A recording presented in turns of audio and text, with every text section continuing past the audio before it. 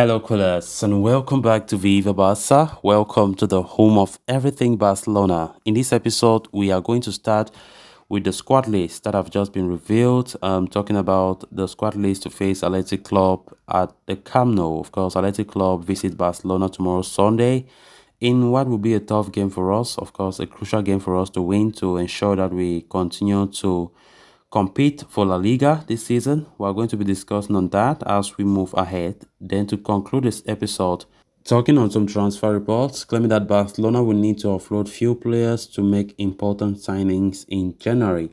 We are also going to be discussing on that. So guys, before we get right into it, please do ensure to subscribe to the channel if you haven't. Turn on the post bell notification to always stay notified whenever I post a new video. Consider liking the video and please watch right up to the very end. Following their emphatic 3-0 win over Villarreal in La Liga earlier this week, Barcelona will lock horns with Athletic Club on Sunday and look to rack up another victory. Barca could find themselves 6 points behind arch-rivals Real Madrid by the time the game kicks off on Sunday, and Xavi and co will need all 3 points to ensure that they keep up the pressure on the league leaders Real. Ahead of Ernesto Valverde's return to Camp Nou, Barcelona have released the squad list for the clash against Athletic Club. Xavi has named the same squad, I think, as he did for the midweek clash against Villarreal, meaning that there are no fresh injury concerns nor are there any returns. As it stands, it had been reported that Andres Christensen is close to receiving a medical green light, but it has not come in time for Atletic's visit to Spotify Camp Nou. Along with the Dane, Memphis Depay and Ronald Araujo are other players out injured for Barca. What will be interesting to see is whether Xavi makes any changes to the team or sticks to the lineup that performed brilliantly against Villarreal. Ansu Fati scored a goal, Ferran Torres was impressive on the right flank, Jordi Alba justified his selection, and Frankie de Jong excelled as the pivot midfielder. So whether there are any calls or recalls for the likes of Alejandro Balde, Rafinha, Ousmane Dembele and Sergio Busquets remains to be seen. As you can see there, the squad list after Stegen, Bellerin, Piqué, Sergio Busquets, Ousmane Dembele, Pedri, Lewandowski, Ansu Fati, Ferran Torres, Marcos Alonso, Jordi Alba, Kessié, Sergio Roberto, Frankie de Jong, Rafinha, Koundé, Eric Garcia, Inaki Piena, Bade, Gavi, Pablo Torre, Anu Tenas. That's the squad list from Xavi. Of course, let's see how the lineup will look like. It will be so important to see how Xavi lines up the team. Against Villarreal, it was important that we won the game, by the way, and to be honest, the lineup had a big role to play because Xavi did some significant changes in that lineup, which I think was very important.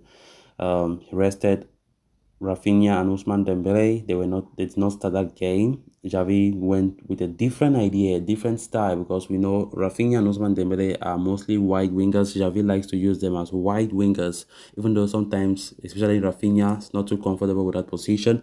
But when we saw Ansu Fati and we have Ferran Torres playing in that game against Villarreal, it was quite different. We can see how those guys were close to Robert Lewandowski as the main striker, right? And it was important. It's important that we always play like close together with the forwards. There was that chemistry and everything. The combination was brilliant, and we saw the end result was good. Grabbing all 3 points with an emphatic 3-0 victory. Whether Xavi will consider doing that same tactic against Athletic Club remains to be seen. Of course, as Xavi likes to iterate in his press conference, it all depends on the opponent or the opposition, how they come. Valverde's Bilbao, come with a different style of play. They play differently from Villarreal, so it won't surprise me that Xavi will make some significant changes from that lineup that he made on Thursday evening.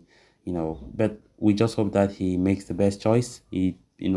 All this is just a matter of doing things at the right time, doing the right things at the right time, the right changes at the right time, and the lineup should reflect just that. Of course, Bilbao will not be an easy opponent. That's just the truth.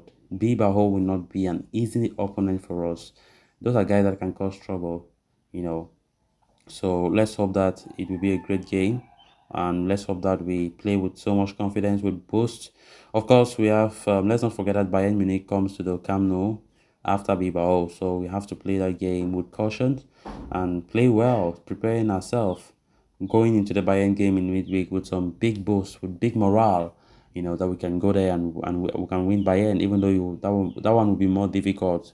So we just have to believe in ourselves. That's just it. We know that the Champions League is almost over for us. We just have to keep believing that we can play well and keep the season alive. Then moving on to the next story of discussion. Last week, Barca president Laporta hinted that the club, of course, could likely dip their toes into the transfer market again in the winter market in January to bolster the squad.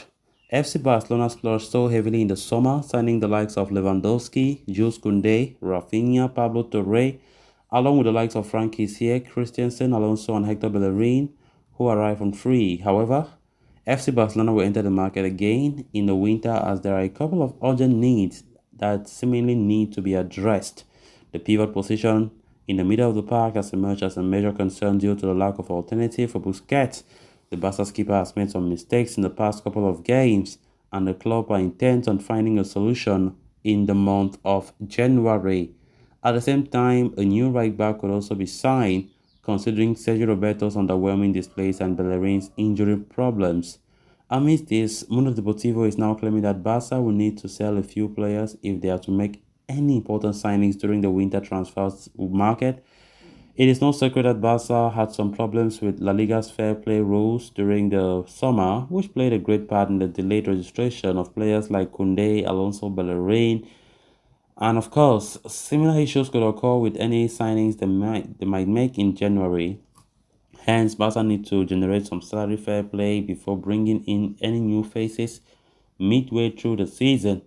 There have been talks about Barcelona wanting to sell veteran stars like Gerard Piqué and Jordi Alba, why Frankie de Jong's name has also been nominated or been mentioned, in the media as a possible candidate to be sold by the club. It remains to be seen how Joan Laporta and co decide to go about their planning and execution for the winter transfer market. What seems clear at this moment is that Barcelona will look to make inroads into the market again come January. Absolutely, the January transfer window is going to be likely a busy one again for us, because reports earlier these days have been talking about January transfer window a lot, which means that the board want to make use of it. And we even got reports that, in the summer we might not have a lot of activities because economic levers likely will not be signed, and definitely it's going to be a big problem for us. So maybe the January transfer window is going to be busy as Barca seek to still improve the team moving ahead. So guys, with that we have come to an end of this episode. Thanks a lot for watching. Until next time. Bye bye.